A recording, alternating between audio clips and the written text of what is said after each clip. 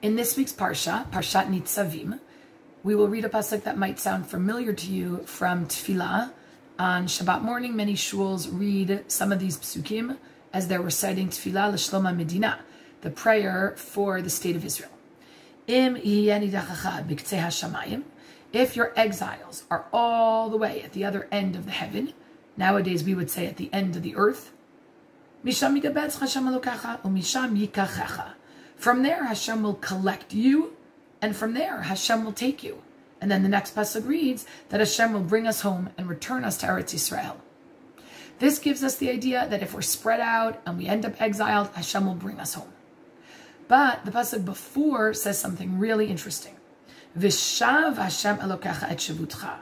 Hashem, now this is the way we usually translate it, Hashem will return your captives. V'richamecha, He'll have mercy on you. V'shav v'kibetzcha mikalamim, and He'll go and He'll collect you. And then the pasuk I read comes up after that He'll get you even if it's at the other end of the earth. What's interesting is that this pasuk, V'shav Hashem Elokecha et shavutcha, sounds like it's saying that Hashem will return your captives. But grammatically, the word should be V'hishiv. Hashem will return in that transitive form of the verb, that there's an object to that verb. So Hashem will return your captives. V'hishiv Hashem et shavutcha. But that's not the way it's written here in the Torah. Hashem gave us the pasuk as V'shav Hashem Elokecha et shavutcha, which sounds, and literally what it is Hashem will return with. Et can sometimes mean with. Hashem will return with your captives.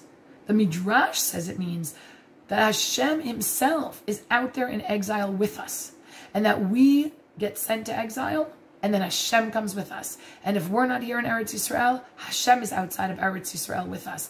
And that's why it's a Chilul Hashem. I spoke about once the idea that in Yeshayahu we read about psukim that tell us that there's a Kiddush Hashem when we come back to Eretz Yisrael, because Hashem himself returns. And here we're reading about the exile, that when we go out into Galut, Hashem himself goes out into Galut.